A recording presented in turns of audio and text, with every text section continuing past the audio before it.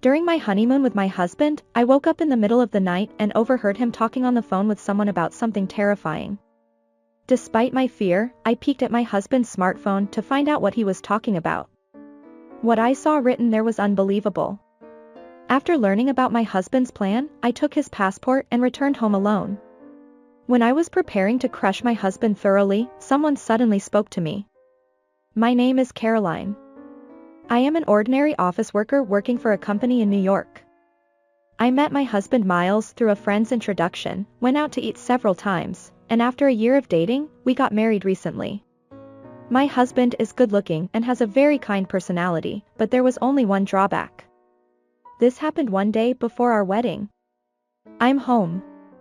Usually, my husband comes home late from work, but this day I came home late because of my long overtime. When I entered the entrance, I noticed something strange.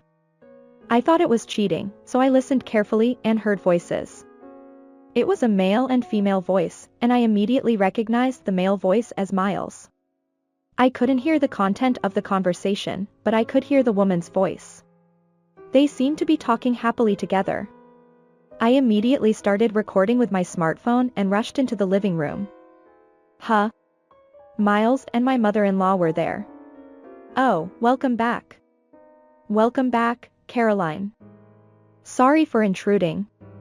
I was relieved to find out that it wasn't cheating, but there was a strange sight in the living room.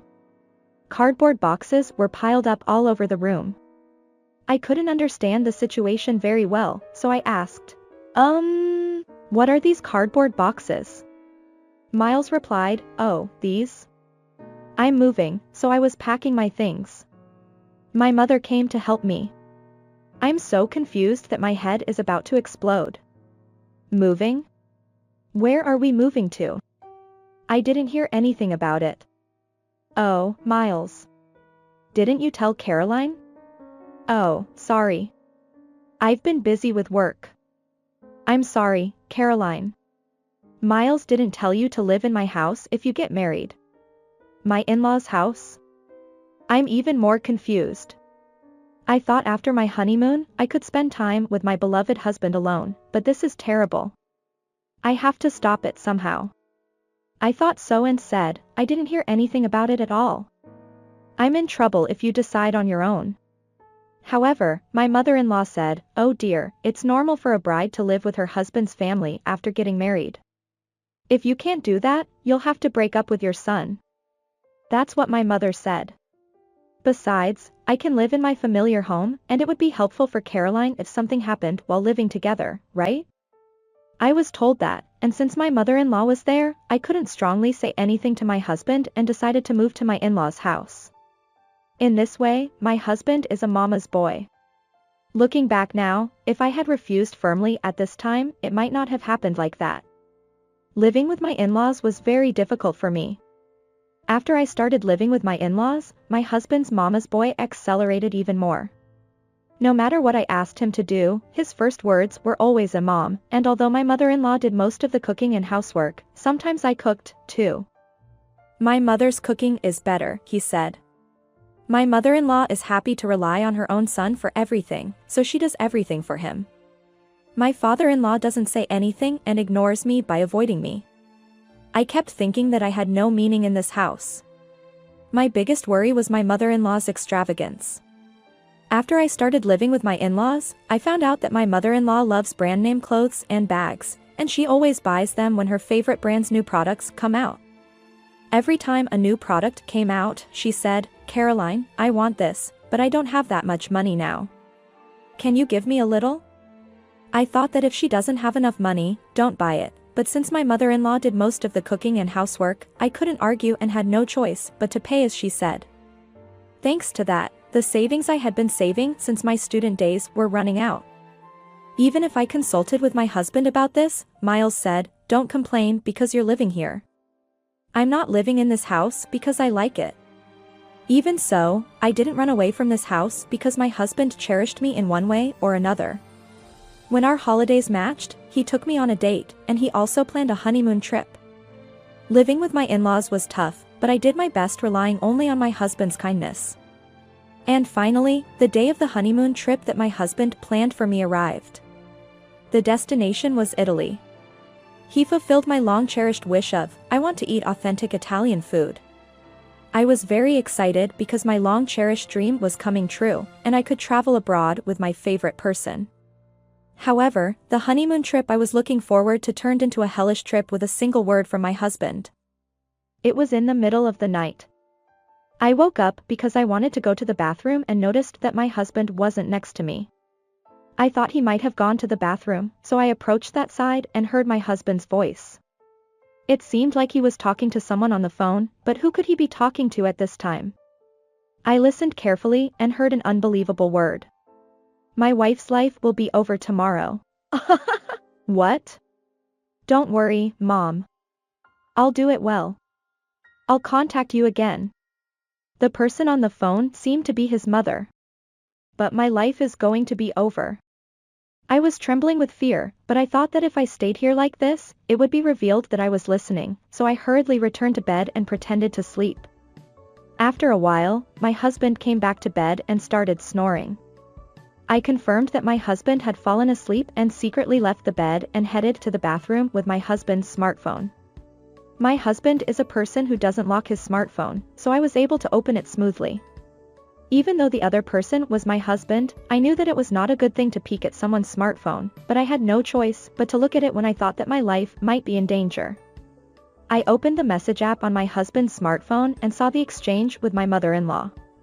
There, the contents of a terrible plan to kill me for insurance money were written. There was also a message that the insurance money obtained by killing me would be used by my mother-in-law for brand name products. It was nothing but fear. Although my husband originally was a mama's boy, I couldn't believe that my husband, who had been so kind to me, had planned such a thing with my mother-in-law. I took a picture of the exchange between my husband and mother-in-law with my smartphone and returned to bed. I couldn't sleep at all because I was so scared. Finally, it became bright outside and it was time for transportation to start moving. I thought that I was in danger if I stayed here, so I decided to leave the hotel alone with only my luggage. Just before leaving the room, I found my husband's passport on the desk. I came up with a good idea. I left the room with my husband's passport to lock him up overseas. Then I headed to the airport and returned to the United States on a plane. During that time, my husband called me countless times, but I ignored them all. After returning to the United States, I began to prepare for revenge against my husband and mother-in-law. I can't go home because I live with my in-laws. So I used a relatively cheap hotel in New York as a base to gather more evidence and contact lawyers. Then I went to the house and moved my luggage out little by little, taking advantage of the time when my in-laws were not there. During that time, my husband continued to contact me, but I continued to ignore him. One day, after living such a life for several days, I came to my in-laws' house to pick up my luggage. On this day, my mother-in-law was attending a knitting class and my father-in-law was playing golf as a hobby. Even if I roughly estimated it, they wouldn't be back for at least 2 hours. I thought it was safe and was packing my luggage when my father-in-law said, "Huh? Caroline?" A voice came from behind, so I turned around and there was my father-in-law. This is bad. My husband and I were supposed to be on our honeymoon in Italy until today. What are you doing here? Aren't you supposed to be on your honeymoon until today? What should I do? What excuse should I make?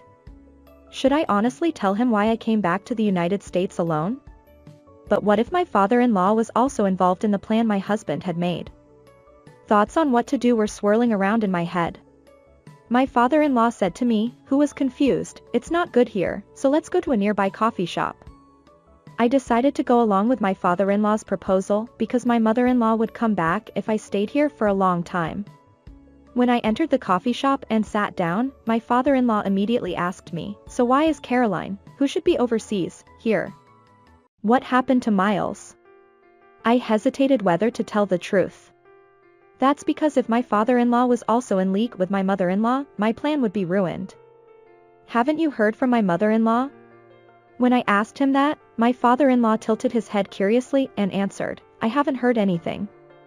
From this reaction, I thought that my father-in-law really didn't know anything. So I decided to tell him everything about this matter. Do you know about this plan? I said, handing him a printout of the exchange between my husband and mother-in-law. My father-in-law looked very surprised when he saw the contents. I can't believe it.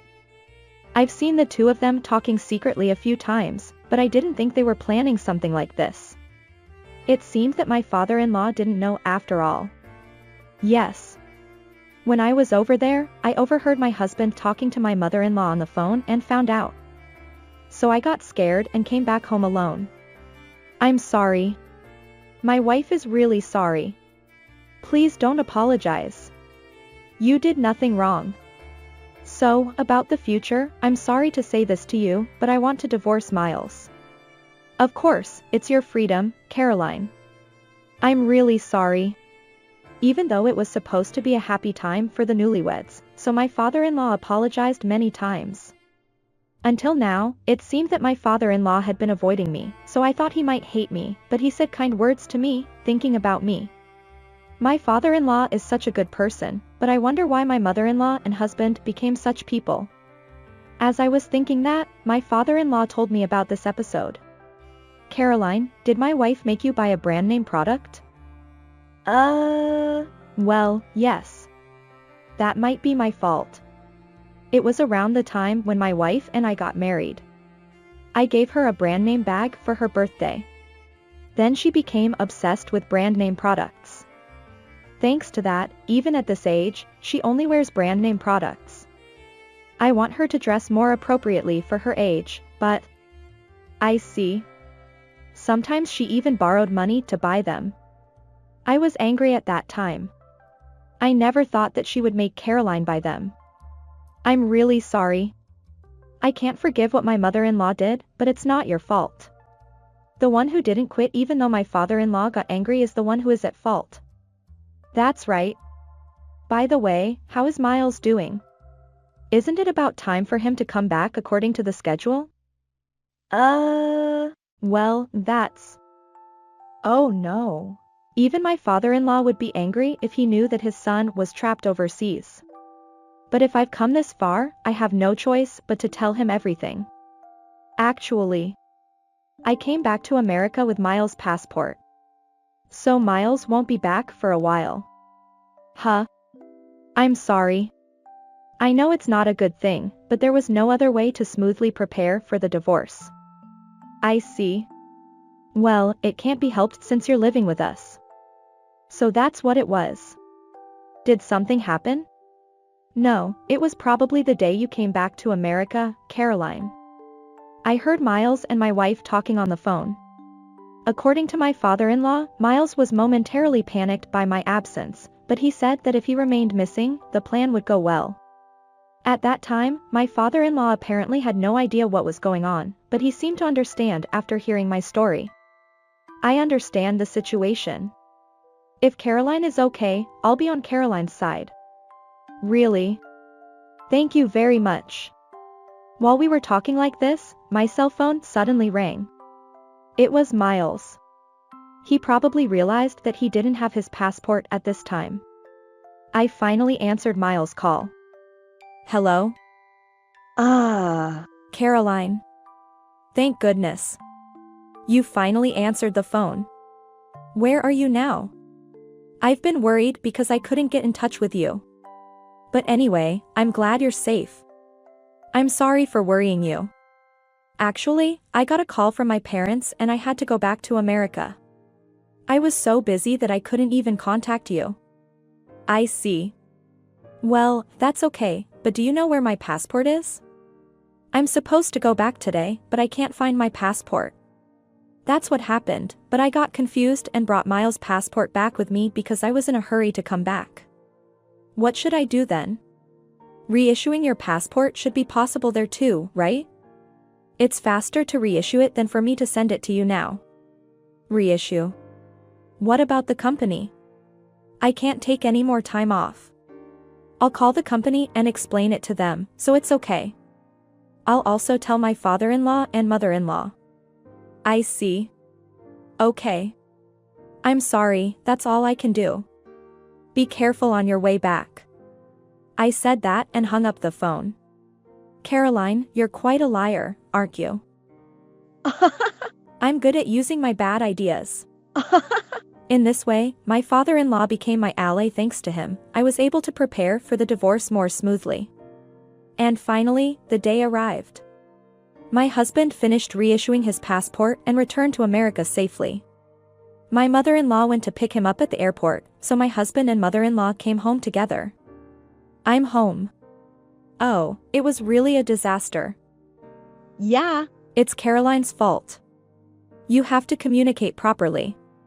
Since hearing that I had returned to America before my husband, my mother-in-law has been saying sarcastic things to me, perhaps because she was frustrated that the plan had failed. Even though I'm the one who wants to say sarcastic things. Well, it doesn't matter. These two are going to hell from now on. When my husband and mother-in-law entered the house, my father-in-law led them to the living room with a stern expression. Come over here, both of you, he said, and guided them to the living room where I was waiting. Sit down.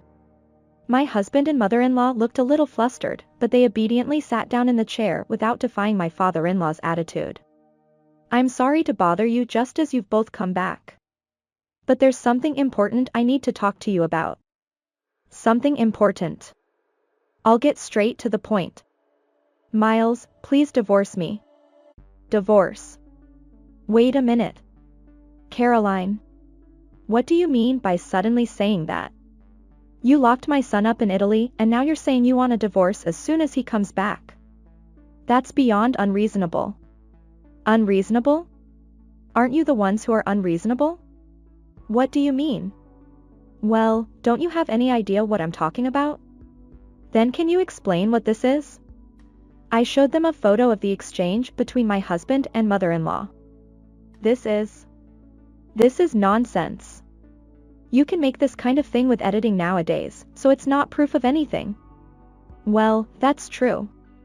It's weak as evidence with just this. But what about this? I took out a voice recorder and played the recorded audio. It was a conversation between my husband and mother-in-law on the phone. My father-in-law had recorded it. Since my mother-in-law is slightly hard of hearing, she always turns the speaker volume up to the maximum when talking to someone, so it was clearly audible. My father-in-law recorded it with that in mind. The conversation included the fact that I had returned safely to America and that the plan had failed, my mother-in-law's disappointed voice, and my husband's voice planning the next plan. You can't deny this, can you? Wait, Caroline. Please reconsider the divorce. I did it because my mother told me to. I really didn't want to do something like this. But my mother said she needed more money to buy her favorite brand name products. I wanted to see the look on my mother's face when she was happy. But now I've woken up. I don't want to divorce Caroline. Let's leave this house right now and live happily together? How about it? It's not too late to start now, is it? I was truly amazed at my husband's words.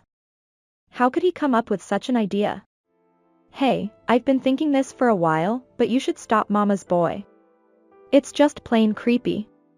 It's good to have a sense of filial piety, but it's not normal to kill your wife for insurance money and buy what your parents like with it. Living with such a person from now on? Impossible. Just thinking about it gives me a headache. My husband seemed to have not expected to be told that much, and he hung his head in shame. Anyway, I'll definitely get a divorce. And I'll ask each of you to pay compensation. That's not all. I'll also ask my mother-in-law to pay back the money I paid for her to buy brand name products. What? Then I won't be able to buy brand name products anymore. It seems that she is still obsessed with brand name products even at this point. I'm really disgusted with this family.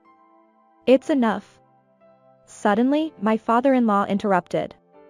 All you two have been doing is worrying about yourselves. Do you realize how scared Caroline was because of you? Is brand name merchandise so important to you that you would use someone else's money to buy it? Do you realize how much trouble Caroline was in? The two of them, who had not expected my father-in-law to get so angry, fell silent. Thanks to my father-in-law saying what I wanted to say, I felt a little better.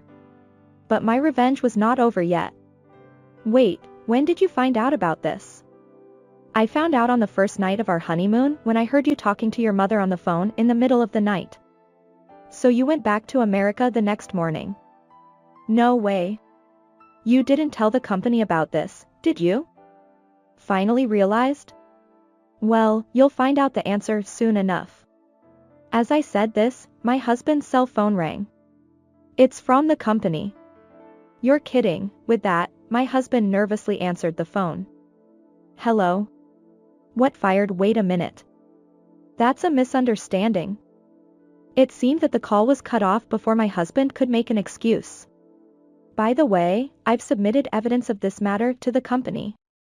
My husband, who had lost both his wife and job, seemed to lose his strength at these words and collapsed on the floor.